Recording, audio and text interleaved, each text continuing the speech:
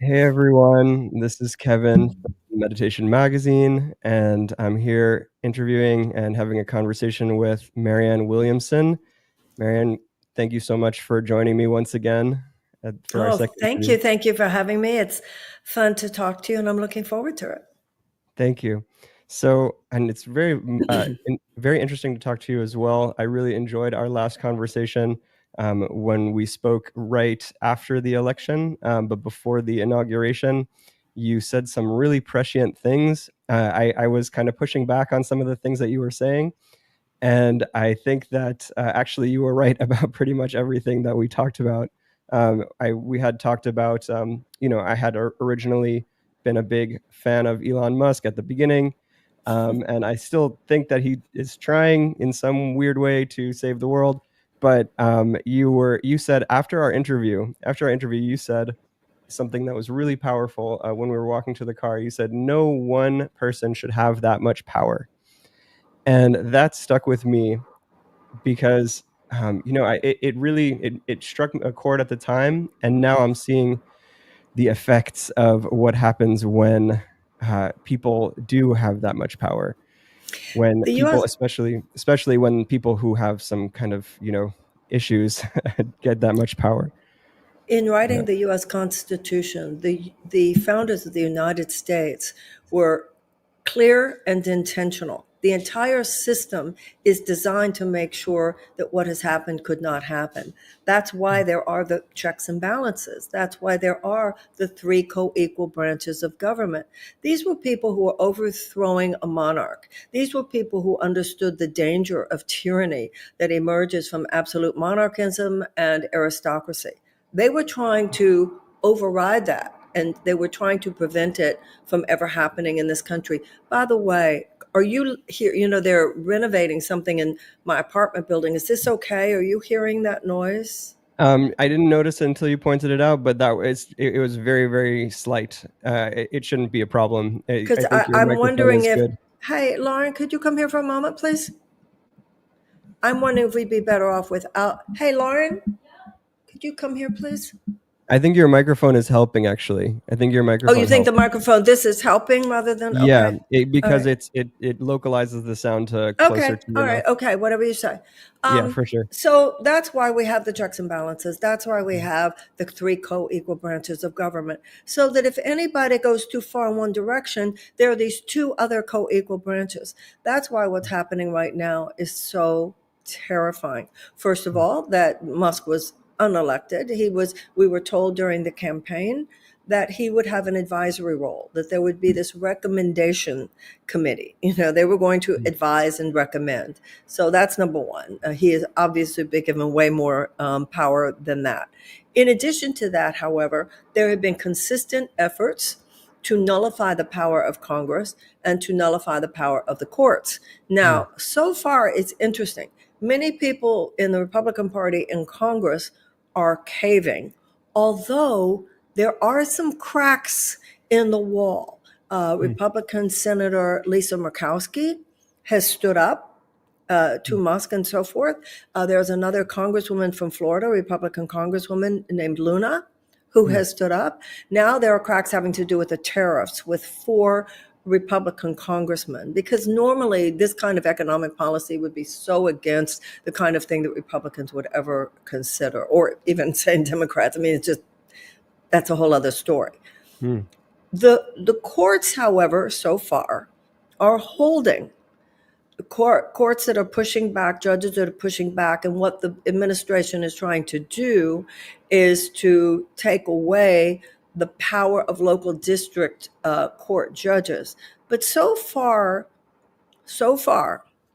I think it's fair to say this is a conservative court, but I believe it's a patriotic court in its own way. I mean, it's not it's mm, it might be Trump loyalists, but it's not Trump sycophants.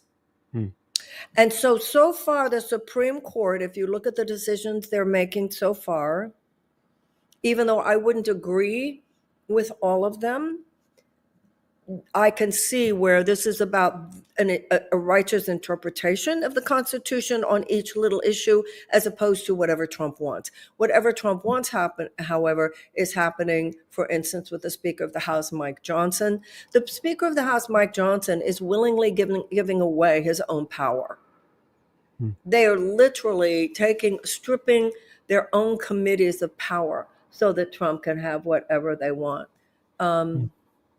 Yeah. And I so can it's not see. just the absolute power of Musk, it's also the power of Trump, which he is exerting, even the fact that he's doing so much by executive order. Yeah. When presidents use executive orders too much, it's like people go, whoa, whoa. And he's just basically governing by, like, he's not even bothering to ask Congress to legislate what he wants and then send it to his desk. He's just going with executive orders, even executive orders that he knows are completely illegal. Yeah, it's a very dictatorial style that Trump has taken, that Musk has taken. I think that there's something that, for some reason, a lot of people resonate with that. That's why he got elected. This sort of take over and take charge, and democracy is just getting in the way. Actually, I started realizing what Trump meant by the deep state over time. Like at the beginning, I didn't get what he was saying. It sounded like some conspiracy theory. Eventually, I started realizing it's the same thing that Elon Musk refers to as the bureaucracy. It's the essentially the systems of democracy that are the deep state, that are preventing him from doing the things that are necessary. I also feel the same way. I'm a big fan of democracy. I think democracy is like the best system that has evolved so far for humans.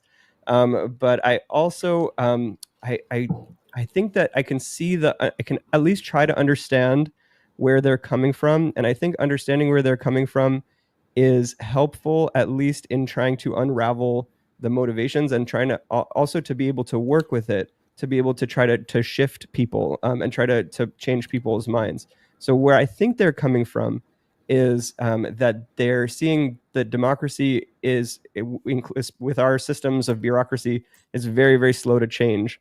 And then if they're seeing that there are certain really big problems, for example, that the United States has become deindustrialized and China now has all the power because of that, or things like that, which seems to be influencing the thinking on tariffs and stuff, that if there's such a big problem that it needs sort of rapid action that cannot be done through the morass or the slow, what's the word, the quagmire of trying to go through Congress. So what do you think? Do you think that there's any Okay. reasoning that is like fair in that in the way that they're thinking? Yes, I'd like to respond to everything you said. First of all, I don't think that everyone who voted for Trump voted for this. Mm.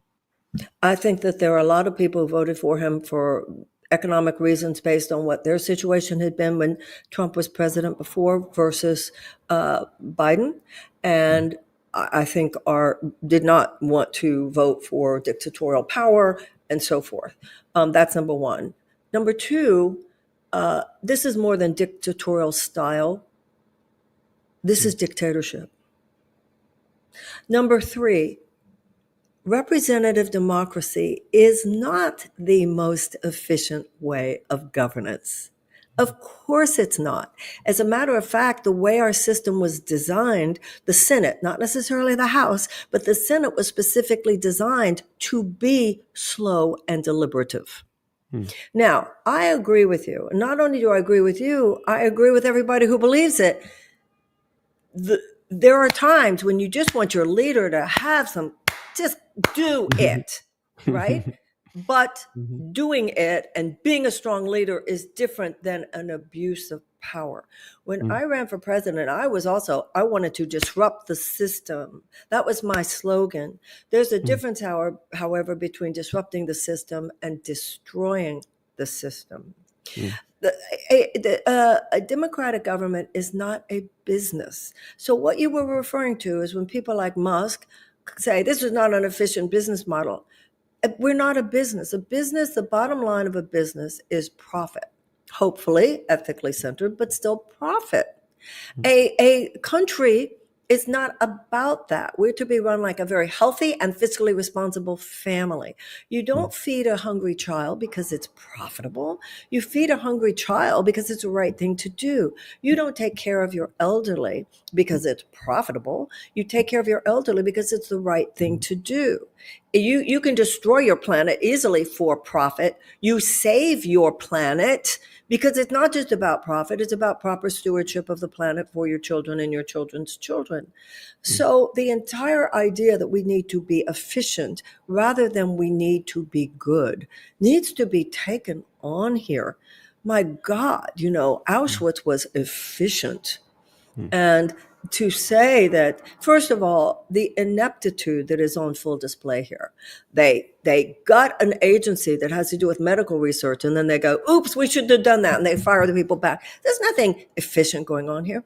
I think a lot of people perhaps need to be reminded. Bill Clinton started something called Reinventing Government that he did with Al Gore.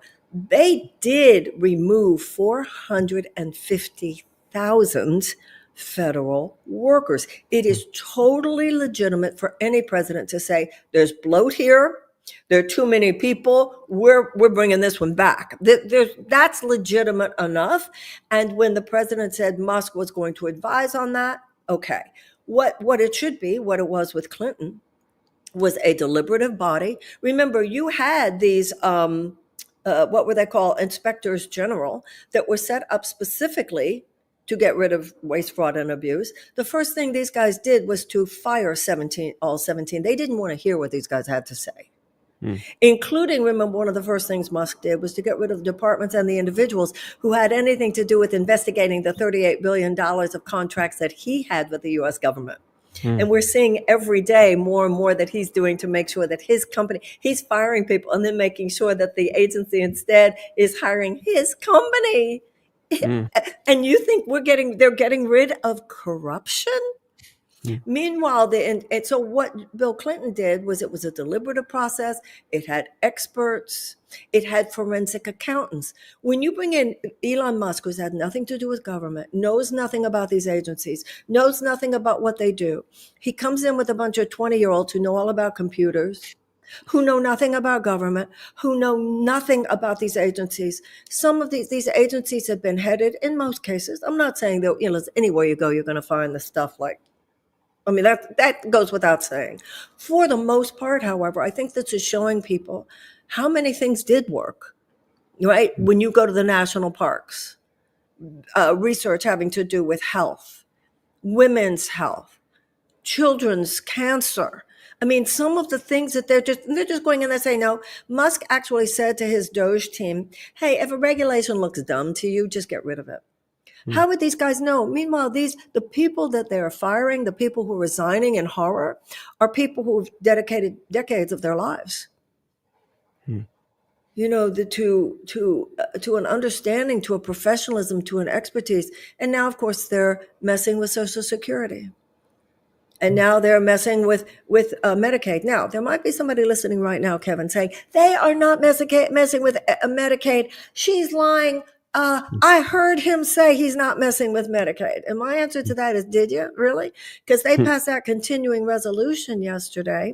They took $800 billion away from the arm of the government that gives money to Medicaid. Damn right they are taking money from Medicaid. And those who told you otherwise are liars. And that's really what's happening, Kevin. I feel like everybody needs to grow up now and know that sociopaths exist and liars exist, and sometimes they get power. Yeah. It's thank you for expressing that. I see you have a very clear, at least in your, you have a very confident view of what is happening. And actually, that's something that I struggle with, or maybe I'm a little different in that way. I try to keep balance in my mind, and maybe you've seen that in our conversations. I play devil's advocate. I see what these people are saying, what those people are saying, and try to find the balance and try to understand everyone, both sides of an argument and both sides of a political divide. And I think you do try to do that also. I think you do that actually very well. You reach across the divide as much as you can. but you also have this super strong sense of clarity when it comes to this is right and this is wrong, this is the truth and this is lies, but for me, I look at the media. I look at the media that says, "Hey, Trump is taking over." For example, I'll give you an example: tariffs. Right. Every time I look at the media talking about tariffs, they're basically just talking about how terrible it is, and they're not giving any rationale at all. So over the past day or something, I actually took a look at some economists talking about why they're doing this. There was an interview. Tucker Carlson did an interview. I try to With watch people Scott I disagree Bessent. with. Yeah. I try to watch people that I disagree with to understand their perspective, and they're talking about the industrialization of the United States has gone away since the free trade system has favored certain countries. China is now fully industrialized to the point where they can basically do whatever they want. They could take over Taiwan. They could expand. They can expand their sort of dictatorial system across the world if they want to. And we need to take that as a serious threat, and we need to actually reindustrialize for that reason. And that's a big part of the tariffs thing. So when I watch the liberal media, I guess you could call it, or listen to or read anything, there's never, it doesn't seem like they're being balanced. It seems like they're catastrophizing, and they're, trying to sensationalize things and create fear in people. And then I look at what people are actually saying, and I see actually some more rationale. So I guess my question to you is like, how do you keep a like clarity of like and be able to be certain of what's true and what's false in a world where there's so much propaganda and spin in everything? Um, President Eisenhower said the American mind at its best is both liberal and conservative. And I Mm, believe that's true. Nobody has a monopoly on truth. And in a free society, no one has to agree with you. That's what's so frightening about Trump saying universities is you can't talk about this and you can't talk about that, or museums, you can't talk about this or can't talk about that. mm, Whether it's someone on the left who is talking that way or someone on the right, it's horrifying and it's un-American. And mm, it is the suppression of free speech. Okay. So I understand that there are high-minded conservative values and high-minded liberal values. And I think they're both important. And there mm, are intelligent conservatives who I can listen to and go, even in cases where I might not come up with the same conclusion, I can recognize, wow, that was an important point to keep in mind. And that's where we work our best. It's not like this. It's complementary. It's yin and mm, yang. It's sometimes, well, both those things are true. And we're going to have to find a way to handle individual liberty and the common good and so forth. What this man is doing is not high-minded conservatism. Okay. mm, Now, what you referred to just now was the Tucker Carlson interview with Scott Bessent. mm, Scott Bessent has a very good reputation on Wall Street. He's a well-known, very successful, he himself, has half a billion, and they've got 13 billionaires in that cabinet. All right. mm, So Scott Bessent is well respected. Meanwhile, the man who is apparently setting most of this policy, has Trump's ear, is this man named Peter Navarro. So there's this fight going on between Bessent and Navarro. Musk is siding with Bessent because most serious business people are not for what's happening now. Now, in that interview, you could listen to Bessent and go, wow, like he would say things like, it's been Wall Street's turn, now it's Main Street's turn.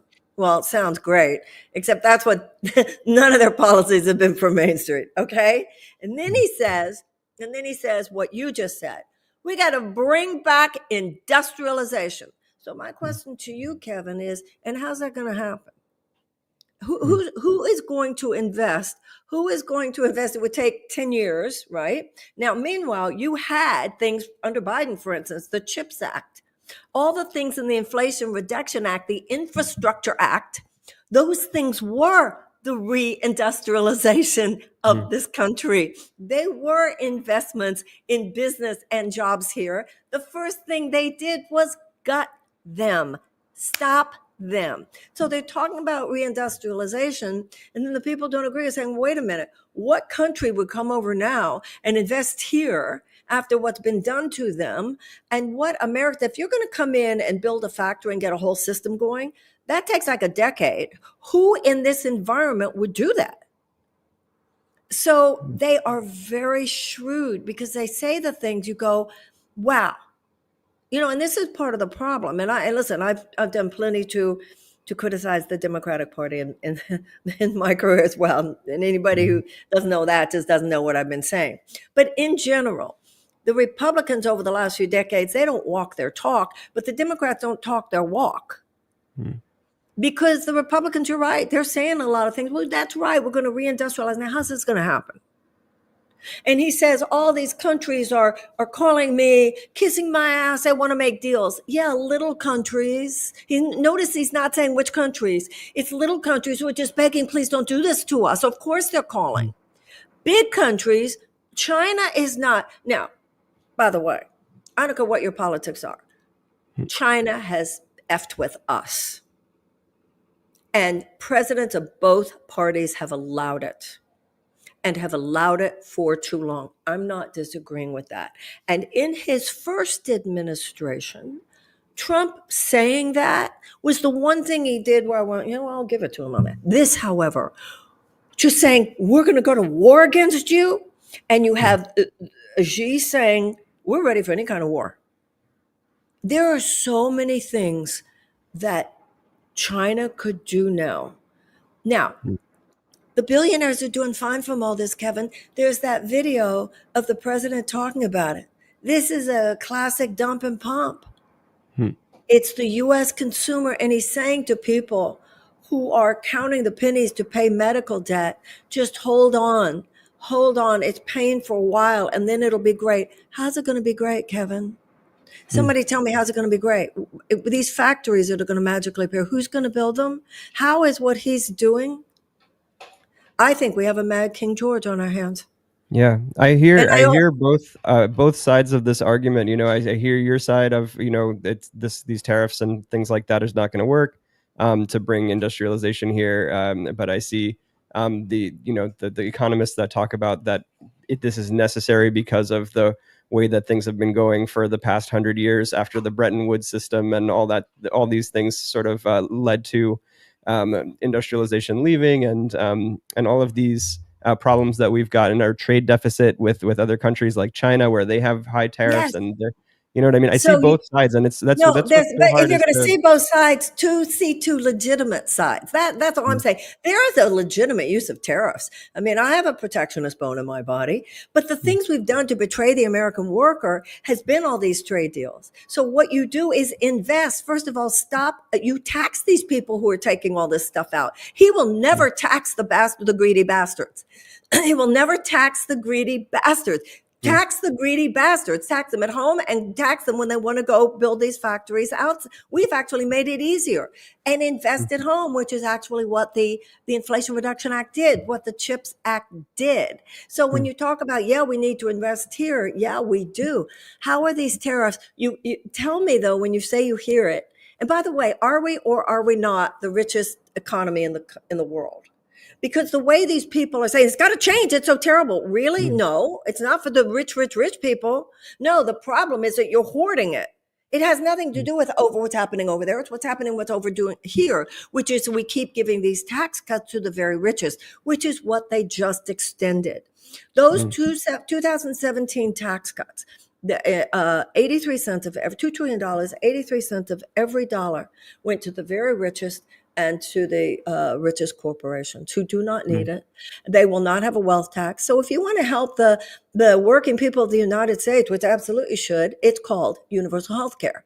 It's called tuition-free college and tech school. It's called raising the minimum wage. It's called in government investment in things like the CHIPS Act and so forth. It's called taxing the wealthy. This is all they are purse thieves. And they know what to say. So anyway, tariffs have a place. But this idea, they have a place, but this is global warfare, economic warfare. And another thing about it, one more thing, if I may. A lot of the time when people talk about it, and this is also true about Canada, it's true about Panama, it's true about Greenland, they talk about these things as though, kind of like when we invaded Iraq, and they said, oh, the people will love us. They will treat us as liberators, okay? And they go in there and one group that did say we'll help you was Saddam Hussein's security. He had a major army. And American ambassador went in there and he fired them all. And you know what they did? You know what they did, Kevin? Mm. Do you know what happened to Saddam Hussein's old army that we just disbanded rather than accepting their help? I'll tell you what they did. It became They said, ISIS. fuck you, and they formed ISIS. Yeah. So and that's why I think they're a little surprised that this new prime minister of Canada says, you're not going to, they're coming back at us and China's going to come back at us. And these people are not taking it. So when he says all these countries are kissing his ass, it's little countries who can't fight back. The big countries, you have China and Japan and South Korea, people who do not always like each other, shaking hands. No.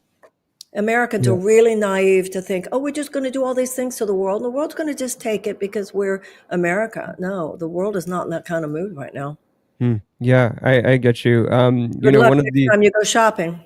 Yeah, I guess one of the I think I watched it this morning. One of the strongest points that I've heard from about the tariffs, and I won't go more into it because I want to shift to some other topics, is that China is trying to expand, take over Taiwan and things like that, and they've produced more boats in the past year, that like ships and stuff, than we have in like since World War II, things like that. So that we just have no power over them because they can be so much stronger than us because of their industrialization. So to me, I can see arguments both ways. I do see what you're saying. I agree with what you just said, but wait a minute. Not disagreeing with what you just said, actually. How are these tariffs going to help that?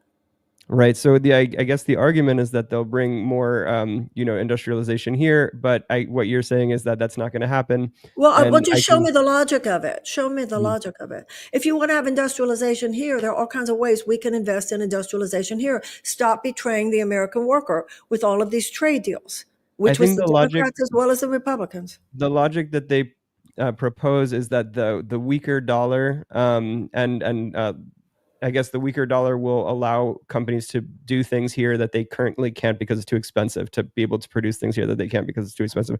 I don't know if it's true or not, if it's possible or not. Well, you hear people on both sides talking about that, and that's why I don't. This is not like a politics magazine. This is like meditation magazine, and what I'm really interested in is like the deep understanding of you, Marianne. Like, how do you have the confidence, the ability to see clearly in a way that you can say, like, where I'm sitting here and I'm saying, like, I can see both sides. I'm not 100% sure who's right here. And it's like, but maybe I lean obviously toward, like for me, you said you don't know my politics. I mean, I stumped for Bernie Sanders. I knocked on doors and stuff like that. Like, that's the way I lean. I lean toward empathy, and compassion and stuff like that. But still, like when it comes to making like really strong statements, taking a really strong stand, there's something in me that says, like, you know what, like, let's try to understand this rather than like fighting. And I think there's a real importance to fighting what you're doing. And I want to understand, like, on a deep level, on a psychological level, on like a human level, like what gives you that strength to be able to do that, and to know, besides just the facts of, hey, they did this, hey, they did that. Like, what way are you looking at things that differently than I am, that gives you that power? First of all, I do think we need to listen to one another. Nobody has a monopoly on truth. I listen to some of the smartest people I know are conservatives, and and I learn a lot. But there's a difference between a conservative and a psychopath. There's a difference between a conservative and an obvious authoritarian dictator who is trying to make this country Viktor Orban, which is a soft dictatorship. And he even says so because he actually bragged about it in one of his debates with Kamala Harris. There's a difference between, you can take someone like Ronald Reagan or George Bush Sr., qualified people. I didn't agree with a lot of what they did, but I never thought those guys were trying to destroy democracy. I don't look at everybody who disagrees with me politically as an enemy. I don't see them as always wrong on it. I mean, I don't have a straight line party. I mean, there are times that I disagree. I think this way on this thing, and I think most Americans do. But I also understand, it's pretty funny for me to hear people in the spiritual crowd Oh, we have to listen to both sides. Who are the first to say, well, you got to have boundaries. Really? If you're supposed to, really, we're supposed to have boundaries. Well, I think boundaries against totalitarian dictators would be a good idea. Yeah, And I also, let me agree. tell you something else. And I don't understand why. Well, we really have to understand and have love and compassion for them. Yeah, great. But how about love and compassion for these people who are being villainized and demonized and summarily fired and traumatized? Are we supposed to have And compassion for them? deported. What about the compassion for people who were getting medical help, AIDS help, tuberculosis, Ebola, food that they need in order to survive? Which, by the way, helps the security of the United States. If you withdraw from those spaces, China comes in. So if you want to increase the security of the United States, you don't get rid of our soft power. These are peace creation techniques. So this idea, let's be loving. Yeah, relative be loving. How about some love for those people who are starving now because of this ridiculously, because Elon Musk can't understand. That's how lacking in empathy he is. He actually on Joe Rogan said the greatest weakness of Western civilization is empathy. Wow. And he has all these Christian nationalists saying, yeah, we got to get rid of empathy. This is insane shit here. That's what a sociopath is. No remorse and no empathy. That's a sociopath. I've heard him say So things about there's empathy. moral clarity. Where do I get my consistency? That there's sometimes when love says no, that you're taking food away from starving children. I'm a mother. I'm a grandmother. I'm an American. How can this country be great if we're not good? Is Donald Trump an innocent child of God? Of course he is. Is Musk? Of course he is. And I'm not stupid. If it weren't them, it would be someone else. But there's an ideology here, a white supremacist ideology, a totalitarian ideology, a Christian nationalist ideology, which has nothing to do with the teachings of Christ. And we need to stop being naive and delusional in the name of spirituality. Yeah. Do you think that the like what you were just saying about the white national ideology, they've gone after diversity so strongly, diversity, equity, and inclusion, which it seems it was so confusing to me when I hear that they're going after that so strongly. It's like, why? I thought they wanted money. Like I thought these guys were Yeah. trying to just get the money. Well, Like why do they care about diversity and inclusion? What do because you think? what this is about, this is what the white supremacist and Christian nationalist thing is. And this is what makes this a very, very big deal. There's a coalition. So you have the techno bros who are basing their philosophy on this man named Curtis Yarvin. They are just about money. They're about the fact that they feel that this country should be run like a corporation, and that, as Yarvin says, Americans need to get rid of their fear of dictators. They feel corporate dictatorship. I assume they see Musk as the first one. I don't know. That seems to be their plan. Would be more efficient. There's that group. Then the white supremacist and the Christian nationalism thing. You and I might be walking down the street in America, and we see black people, we need brown people, we see Jewish people, we need Christian people, we see Muslim people, we see Hindu people, we see gay people, we see straight people, we see non-binary people. And some of us go, wow, this is so cool. This America's amazing. And this is the real full flowering of, right? No. That's how many of us would see it. Many of us would read the Declaration of Independence and the Constitution and religious freedom, and that all men are created equal and equal justice for all. And we go, wow, this is a full flowering of that. Some people think this is great. But there are others who look at everything I just described, and they don't see it as great. They see it as a threat of their own psychic annihilation, a kind of psychic annihilation, and they see it as everything that they do not wish America to be. The Christian nationalists, for instance, and I have in my own, on my Substack later today at 5:00, I'm doing a live interview with a woman named Monty Mader. Monty is particularly fascinating because she grew up in a home that really she learned a lot about what this is. Christian nationalism, and these people have been at this for years. They have this thing called 5 mountains: academia, business, government, I think entertainment, and education. I think those are the 5 mountains. I think those. Their idea is that only Christians should be in charge. Wow.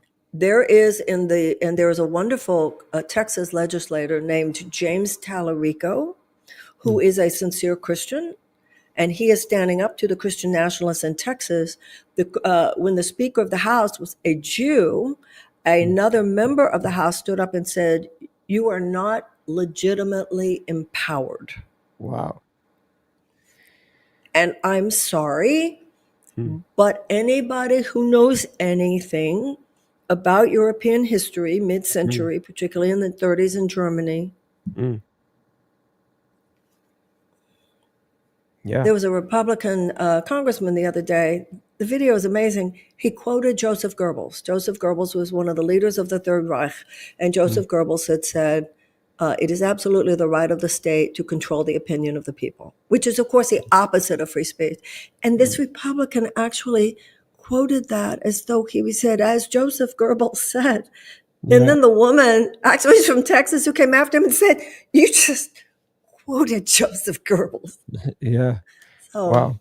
So yeah, I mean, there's like two issues here. There's the one is the Christian nationalism, and then there's the sort of DEI, which analogy, is and then there's also the analogy to the Nazi Germany and the Third Reich and all that. And I actually, I see the analogy. I see the links. You know, as somebody with my grandmother was in concentration camps and her family died there.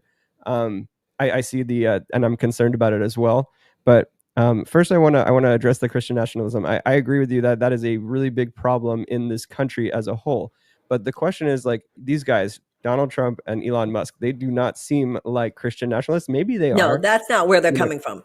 right. So But where are these Trump, guys coming from? That's what I want to understand. Like, okay, why do they care so much? Is it a money? Is it a power grab? Like, is it they're trying to get their base riled up? Do they really believe something about diversity being bad? Like, what is it? for Trump, it's about the accumulation of power.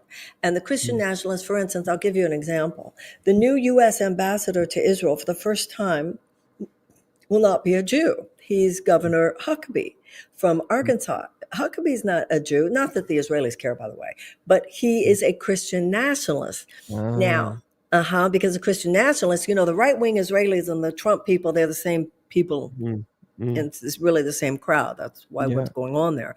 So he is throwing that bone to them. This is throwing bones to the Christian nationalists because of the support that they are giving him. And it's important that we point out, this is not about Christianity. This is not about the teachings of Christ. Like, I'll give you another example of what they're doing. The SAVE Act. The SAVE Act, which just passed the House, is about, well, they call it ensuring election integrity, but actually it's a voter suppression effort. It's going to make it very, very difficult for women who have changed their name when they got married. It's going to be difficult to vote. That's about 70 million Americans. They have to get their birth certificate and they have to get, or a passport, because they're going to have to prove their citizenship, and their citizenship when they were born or sometime before they got married was not established by that name. Why are they doing that? I'll tell you why they're doing it. Because that crowd, this is like something out of The Handmaid's Tale. They believe that the man should be leader of the household and that only the man should be able to vote. They even have things in some of the women's health stuff. Listen to this. Read their bill for women's health. It actually has in the women's health plan that in providing health for a woman, the needs of a man will be taken into account. Wow. Yeah, that's it. I see the sort of like authoritarian and Christian nationalism, all that stuff. It all comes together in this sort of worldview that pervades a lot of, I guess you could say, the American South, maybe just throughout America in general. I think maybe there's some echoes of this what they called the Southern strategy. I think that was Nixon, right? Like just but that cater to the racists it and the wasn't nationalists. totalitarianism. It was conservatism. But those guys were not insane. Those people were not undermining the basic principles. This is what they're doing. They have said to the Smithsonian Museum. Now, the system of Smithsonian museums here in Washington, D.C. is filled with the most expert scholars. They are now getting rid of those guys and saying all of this will be directed by J.D. Vance now. Wow. They are even saying, listen to this, they are even saying to the Museum of Black History, that they have to get rid of slave artifacts. Wow. Yeah, no, it's crazy. And they're like erasing this history, and I'm like, why are they doing that? And you're saying it's because they're trying to give something to these Christian nationalists that are their base.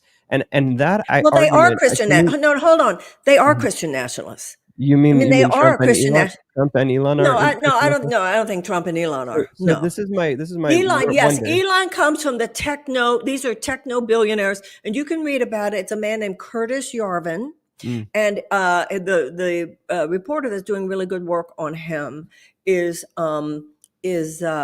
Gil Duran. mm, Curtis Yarvin has this theory about how we have to get rid of democracy. We need a post-constitutional order. mm, Peter Thiel, the yeah, billionaire Peter Thiel, mm, funded him, just like the Koch brothers in the old days funded James mm, Buchanan and then got Reagan. These yeah, people have been working on this for years. Project yeah. 2025, this was for years. I know, and Thiel and Musk and all a couple of the people from the PayPal mafia have these, grew up or have lived a big portion of their lives in South Africa and the apartheid South Africa, and I think they imported a lot of their sort of racist ideas from there.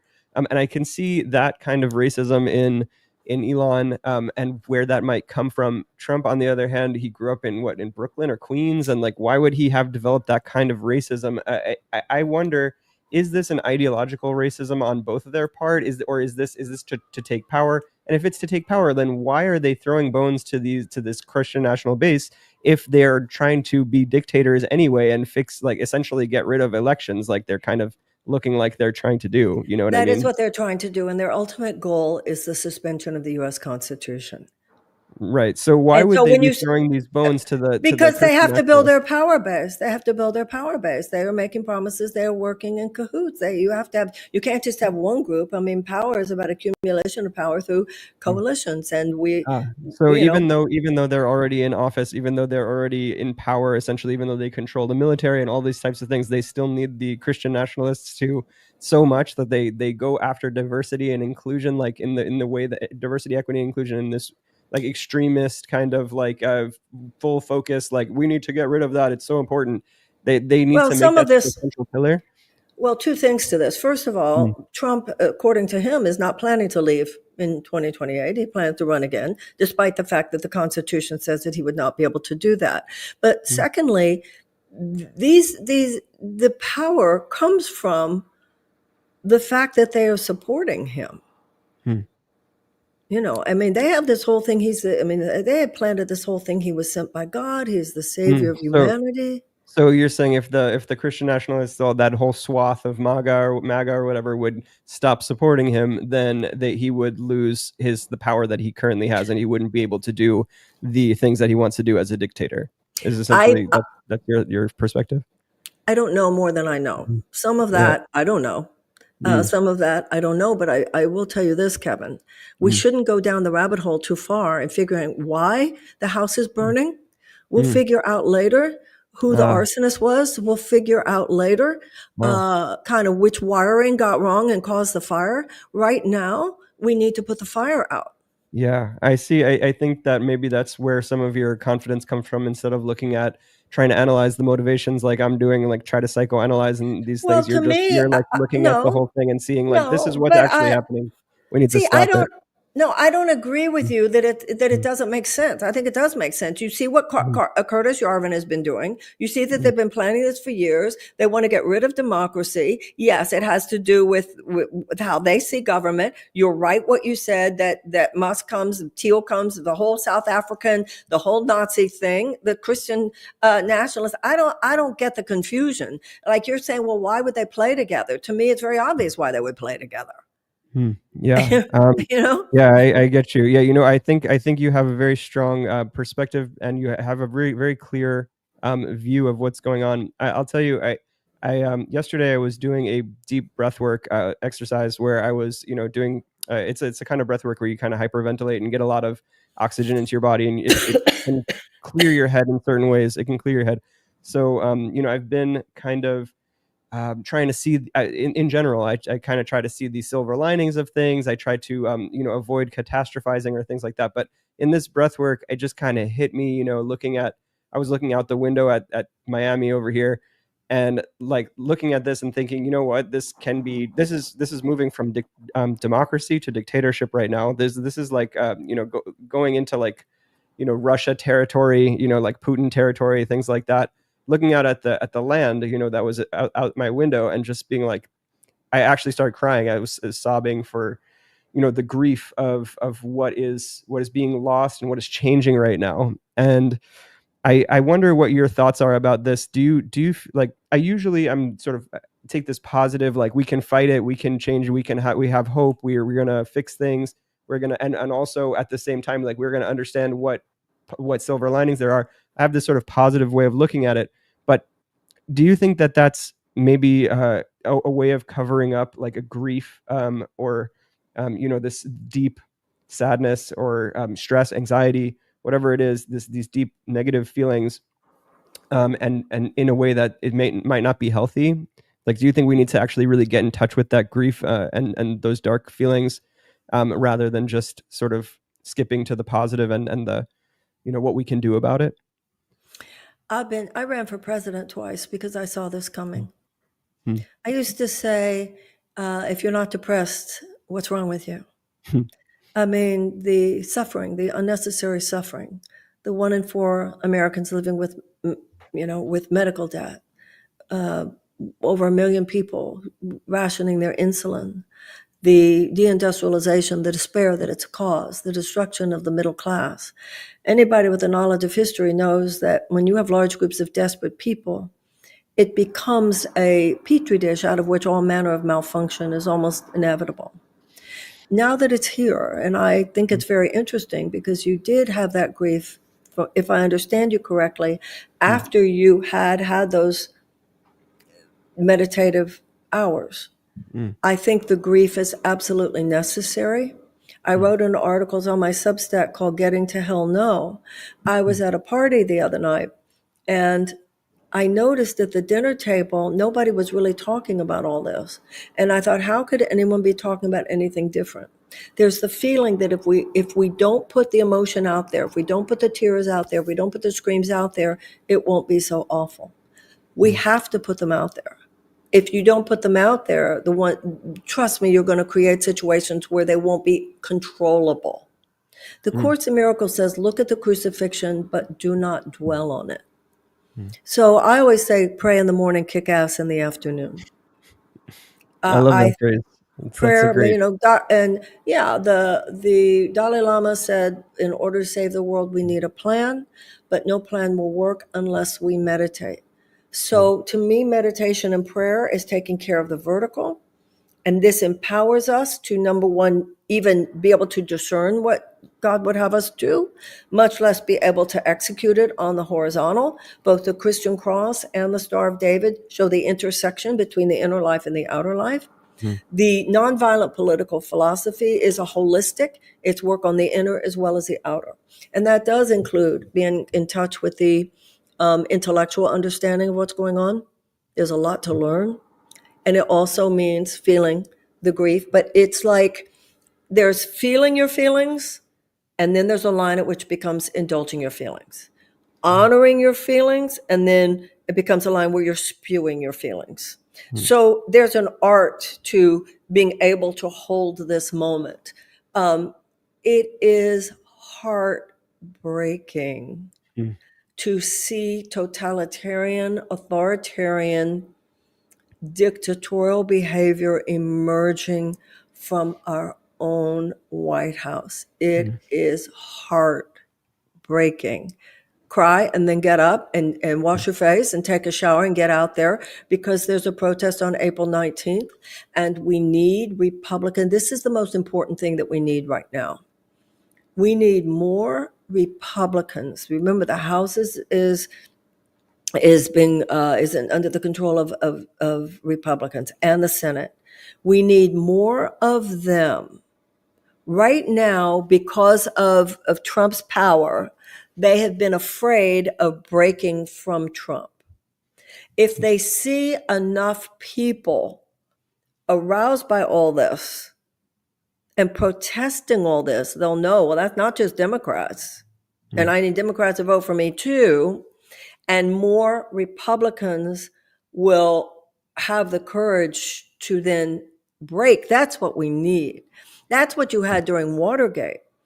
You had Republicans who stood up to Nixon because their loyalty was to their country, not to their party.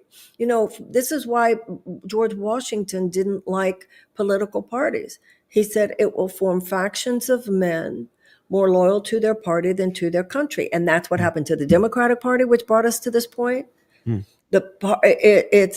Jefferson said the only safe repository for power is in the hands of the people. So we need more Republicans who will stand up. So many of these guys did. Rubio, Cruz, Lindsey Graham. When you look at how they talked about him several years ago versus how they're behaving now, because these guys get drunk on a proximity to power. By the way, you were talking about Scott Bessent before. You know, everybody's saying he's like, oh my God, what did I get myself into and how do I get out of it? Yeah. Who knows? Yeah.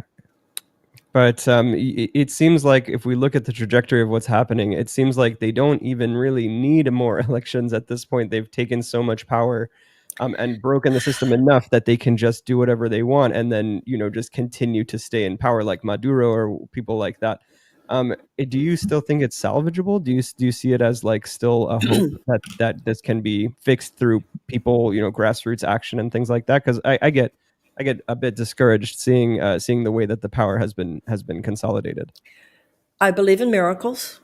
You and I are still on the internet and they haven't scrubbed this. We're not yet at a point where they would say that conversation can't happen. Right? So we have a little bit of space here. It's more than the 11th hour. It's 11:55. I was watching Eric Holder. The moment is now. Definitely the moment is now. But for me, hope is a moral imperative. I heard of some people, a friend of mine was saying, a cousin of mine actually was saying, well, I know some very smart people who are saying there's nothing we can do. No, we cannot. The abolitionists pushed back and they ultimately prevailed. The women suffragists pushed back, they ultimately prevailed. Early labor organizers pushed back, they ultimately prevailed. Civil rights workers pushed back, they ultimately prevailed. It's our turn now. We need to channel our own ancestors, and you need to remember your own grandparents. All of us have to remember, and we have to. A friend of mine once said, I heard him say, I'd rather die on my feet than live on my knees. So, do I feel it's possible? Yes, because I believe that in God all things are possible. And, so many, when you look at the white abolitionists, because it was a very segregated, there was a black abolitionist and the white abolitionist. Among the white abolitionists, the entire movement emerged from the early evangelical churches in New Hampshire. Many of the women who were leaders of the women's suffrage movement were Quakers. And Dr. King, of course, was a Baptist preacher. So much of the push for social justice in this country has come from religious and spiritual circles, that you're serving the ages and that you know that there's a power not only greater than your own that is in you, it is a power that is greater than their money, greater than their technology, greater than Elon Musk, greater than any of that. And that is that yearning for love, justice, and liberty that lives in our hearts. And America is not perfect, and America has done terrible things, and we've made mistakes, etc. This world will not be a better place if American democracy goes down. Yeah.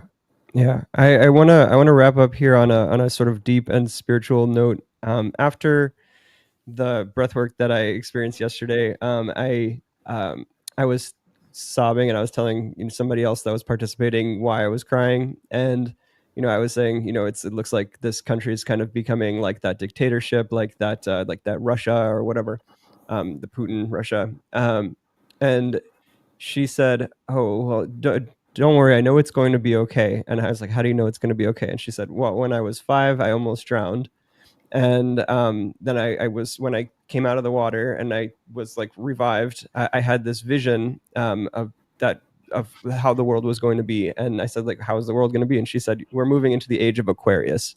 And I said, I'm not that kind of woo generally. I look at the trends of how things are going and I try to deal with things on the ground.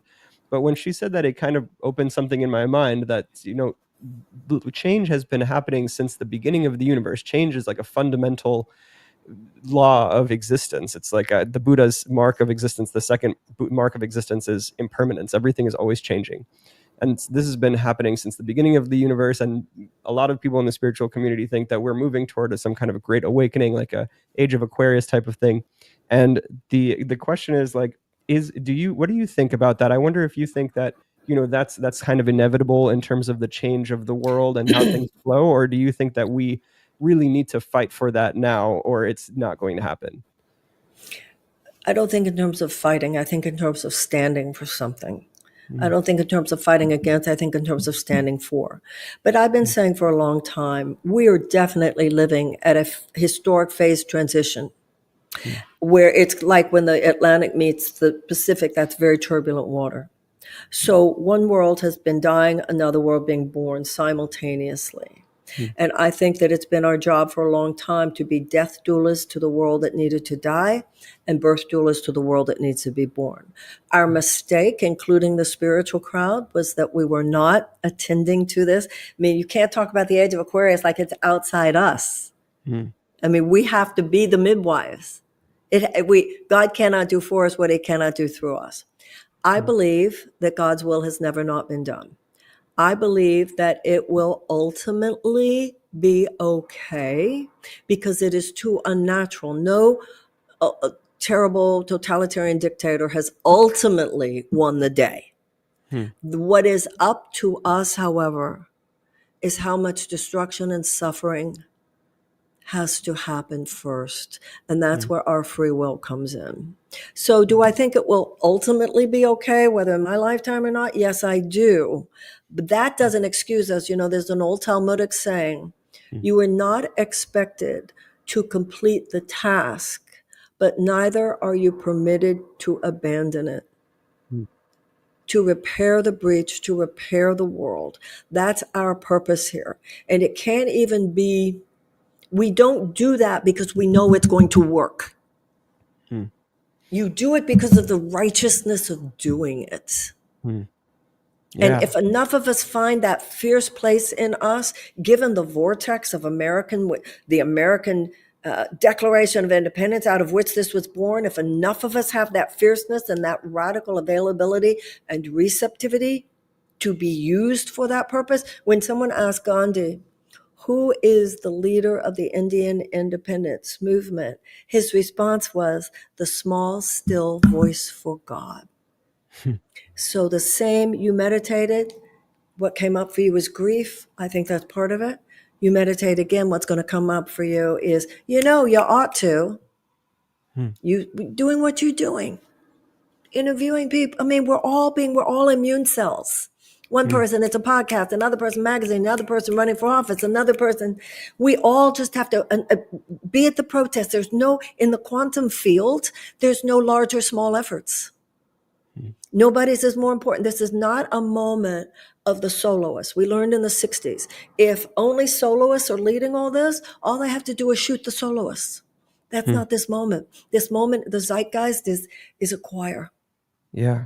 It reminds me, what you're talking about is so beautiful. It reminds me very much of this concept called karma yoga, where you do the action for the action's sake rather than for the results. Yeah. It's very similar to the Bhagavad Gita. And I think I can really resonate with that. I think it's a really beautiful thing. I guess I do that already, and I wasn't able to sort of see it through my doubt about whether it's going to work or not, like my worry that it's futile. The last question I'll ask you here, because we got to go, is would you still be doing this? Would you still be standing up and spending so much energy all the time on this thing? I'm sure it's a lot of stress, standing up against dictatorship, standing up for what's right. Would you still be doing all of this if you knew that in the end the darkness was going to win at least toward the end of your lifetime, and so that you wouldn't be able to see the fruit of the coming world? Would you still be doing this? I had a very lovely career just talking about spiritual principle, and people treated me really well, and I felt a lot of love, and I was accorded a lot of dignity, and I made a very nice living. talking about these things, it has been at great personal cost. Hatred, derision, even from some of the people that, saying, oh, she's no longer spiritual, low vibration, and so forth. It has been very damaging to me on a material level and also psychologically and emotionally. I'm doing it, however, because the spiritual says you cannot skip the crucifixion and go right to the resurrection. You cannot skip the slavery in Egypt and go right to the promised land. That's not transcendence. That's denial, coded in spiritual terms. The Course in Miracles says God sends us, we are here to be teachers of God. He sends us into the darkened places to be the light. That's if, a doctor doesn't say, well, you've got a stage 2 cancer, but what we resist persists, so let's ignore it. That's not what your oncologist says. Some things persist because they're not resisted. So my faith tells me that if enough of us, right? Enough of us, we don't need a majority, we need a critical mass. If enough of us make ourselves radically available and say, I am willing to be of that evolutionary turn. Nobody's part is any more important than others, but we will not cave. Like you see those universities caving, like you see those law firms caving. We will stand, and the purpose of our lives is to be used for the purpose of the great turning. Whether Susan B. Anthony did not live to see the passage of the 19th Amendment. The people who built those great cathedrals of Europe, they took hundreds of years to build. Those people, the great artisans, they knew that they were never going to in their lifetime see it. We've got to get over, I only want to do it if I know it's going to work. Or I only want to do it if it's going to help me personally. And I only want to do it if I'm going to see it in my lifetime. That's the immaturity we must evolve beyond. And that's where the joy of righteousness, there's that old line, virtue is its own reward.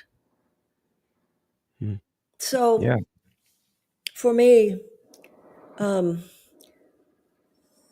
shutting up right now, believe me, like I said, given my own journey, it would be a lot easier on a certain level because it's a mean time and being, having people, whatever. I just believe that all of us, and I think that's true on the left as well as the right, stand for what your heart believes is true. I can't entertain. Sometimes you hear these stories of mothers whose children, and I've been there. Anybody's had a teenager. Your kids aren't old enough yet, but the teenagers. Did you know I had a new grandbaby last night, by the way? Oh, congratulations, Mazel Tov. Thank you. Thank you. Last night you said? Yeah, my daughter had a second little girl. Thank you. There's this thing that happens when your kids are teenagers, almost for everybody. It could be drugs, sex, alcohol, usually one of those. And you sense that certain behavior might be happening that could be endangering to it. And you say, something fierce rises up in you. That will not be happening in this house. Do you understand me? That will not be happening in this house. Now you're laughing inside because you don't really know what you would do if they challenge you, but you are so fierce and the look on your face is so fierce. Yes, ma'am, or whatever. That's how we have to be on this planet. That's how we have to be as citizens of the United States. We have to look at totalitarianism. We have to look at authoritarianism. We have to look at dictatorship. We have to look at the possibility of nullifying our democracy and our Constitution, and something within us that will not be happening on my watch. And if enough of us stand in that place and ask God to use us, the God of our understanding, to use us, miracles will happen. The sea will part, and all of us will die knowing, even if it doesn't all get achieved in our lifetime, we will know that we did our best. And that alone, you were talking about Buddhism before, we'll die happy. Yeah. Thank you. Thank you so much, Marianne. Thank you. Always a pleasure to talk to you and to listen to you. Thank you for doing what you're doing in this Right world. back at you. Thank you, honey. Thank you. All my best. God bless you and your family. Thank you, honey. Bye. You too. Have a great day.